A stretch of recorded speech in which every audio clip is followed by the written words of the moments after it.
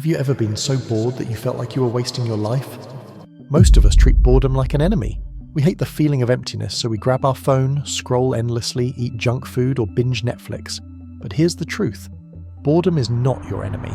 It's actually one of the most powerful signals your brain can give you, if you know how to use it. Think of boredom as a fork in the road. The moment you feel it, you have two paths in front of you. The first path is the easy one. Instant gratification. Social media, video games, porn. Fast dopamine hits that make the boredom go away for a few minutes. It feels good in the moment, but when it's over, you're right back where you started, sometimes even worse. The second path is harder at first, but infinitely more rewarding. This is the path of growth. Instead of drowning the boredom, you channel it. You pick up a book, you start learning piano, you try chess, you go for a walk and let your brain wander. At the start, it still feels boring, but over time you build skills, knowledge, and creativity. One day, you'll realize that boredom has transformed into mastery. Here's the catch. 95% of people choose the first path. They waste their boredom. But if you're watching this video, you don't want to be like everyone else. You want to use boredom as fuel. Now let me be real with you. Wasting time is not always bad. I waste time myself.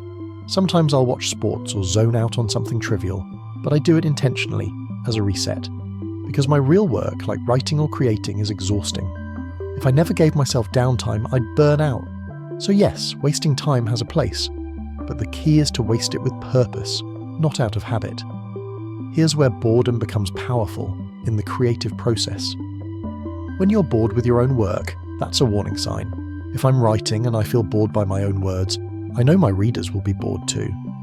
That's when I stop and push myself to find excitement again. Because creativity is contagious.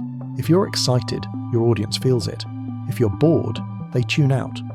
So boredom is really two things, a signal and a test.